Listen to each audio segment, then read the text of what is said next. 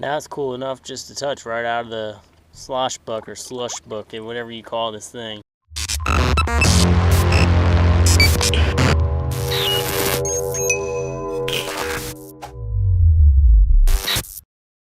Afternoon, guys. Welcome out to the vlog again. We are getting a late start to the day. Had a bunch of stuff we were doing this morning, cleaning up the house, so much and so forth before I gotta go back for the week. And I finally made it out here to the shop. As you can see, the legs are still standing in the background, so I haven't even worked on the pallet coffee table at all. The glue is all pretty much dried up. I'm gonna take a paint scraper to it and scrape all that up because there's so much. A paint scraper will get it done a lot quicker. Here is the coffee table top. Is looking good. All the glue on the outside's dried up, so I'm sure it's good and dry on the inside now. And like I said yesterday, I have some holdfasts I have to forge. And as you can see, I'm wearing some different attire. The last time I did blacksmith or metal work, I ended up catching my clothes on fire. It wasn't fun. Ruined a shirt my wife made. And so, yeah, I'm going to start wearing the proper attire when I got to do this stuff. And one thing that I have started off doing early today, let me move this bar real quick.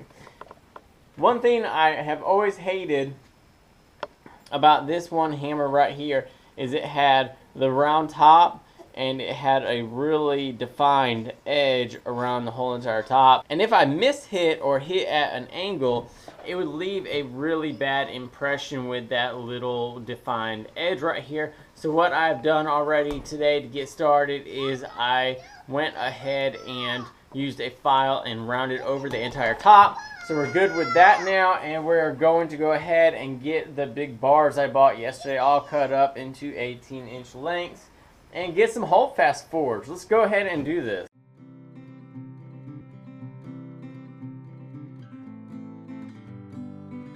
Alright, so now we got all 4 pieces cut. We're going to go over to the forge. We got to get the blow dryer hooked up to the intake of where all the air comes in for the forge, like at the bottom of it.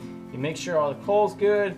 We're going to go ahead and get a bunch of all these shavings up off the floor. These make excellent forge starters, so we're going to get all that put up, throw it into the forge, burn it, get some coal lit, start pounding on some metal.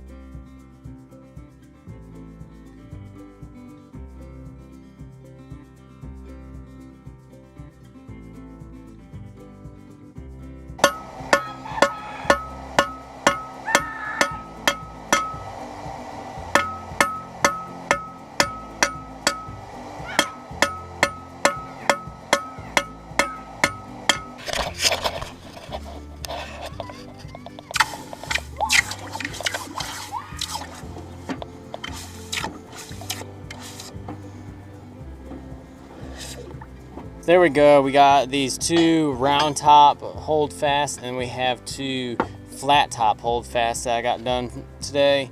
Great progress, and I'll even make sure that I detail the very bottoms of them, make sure that they taper in. That way they don't ding up the workbenches and stuff like that. I'll even go with a file real quick around the very edge of the bottom, making sure that it's nice and smooth and nothing's gonna damage a workbench. And I'll also always go in and make sure that I test them before I send them out, just in case there is a flaw.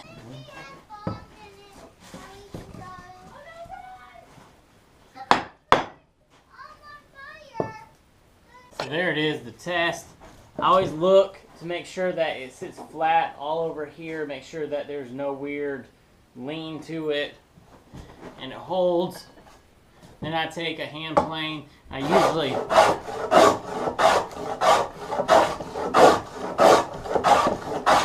give it quite a few passes. Make sure that the curve is decent and they usually match. This one matches the other one. Then I make sure that it taps out easy. Boom. Always really check out the taper. Make sure there's no gouges on the bottom. That's really nice and smooth. It's always good to finish it right off the forge because it leaves it really smooth with no scratches from a file. But that's it. I mean, these are nice. I love them for the workbench. As you can see, I've got a bunch sitting right here that I use. And I also got a couple more sitting over there on my metal bench that I use just because I like them so much.